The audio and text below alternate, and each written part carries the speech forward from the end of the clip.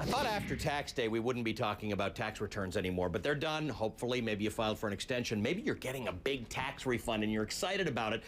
Doug Flynn is joining me now. He said that if you are excited about getting a tax refund, you are doing something very, very wrong. He's here. We're also joined by Ryan Mack. He's the president of Optimum Capital Management. These two guys are going to tell you what you do if you've got a refund coming to you. Doug, you feel that if you're getting a refund or you owe more than $1,000, you're doing something wrong. You're not withholding the right amount from your paycheck.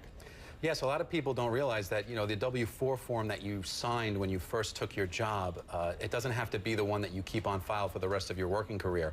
You can actually change that from time to time. And so as your life situations change, you get married, you get divorced, you have children, your tax withholding is going to adjust. And so what you want to do is you don't really want to give the government a whole bunch of money to hold for you throughout the year and then get it back in a big refund, unless you aren't disciplined enough to save throughout the year. All right, Ryan, let's talk about IRAs. What role should they be playing in people's lives right now? Well, I definitely think the IRA, again, there's a lot of ways in order to maximize and accumulate wealth.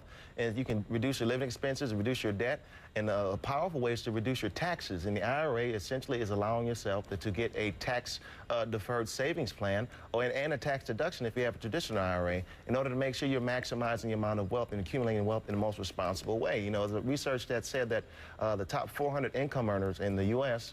Had about a 16.7% proportional tax rate of their income. Well, for those individuals who might not be billionaires, they still have things that they can use to make sure they can minimize their taxable base and maximize their wealth base. So the IRA is a great way, it's a great tool to use in addition to your 401k, because these are great ways in order to get some good tax deductions and save money in a good tax-deferred strategy. When you invest in mutual funds, Doug, on some levels, you're agnostic to what the market is doing. You want a good fund that follows the investment strategies that you believe in.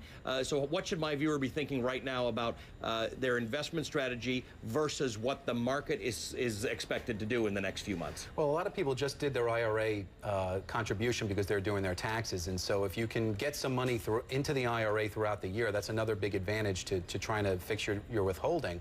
But when you're investing, you now have to choose what to invest in.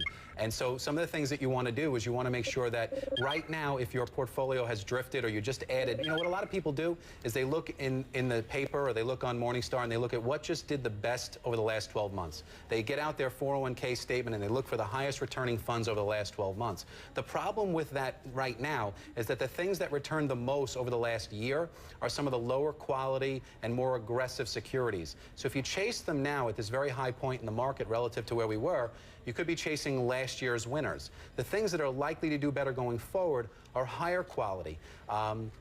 More dividend paying, and those don't necessarily show up as the highest returns right now when you're looking at the options inside your plan. So, so look at that going forward. Ryan, 15 seconds. Give me a mutual fund pick and some stocks that our viewers should look at. Well, essentially, I like the T. Rowe Price Equity Income Fund. I think Brian Rogers has been there since 1985, and they have a great team of analysts backing them up.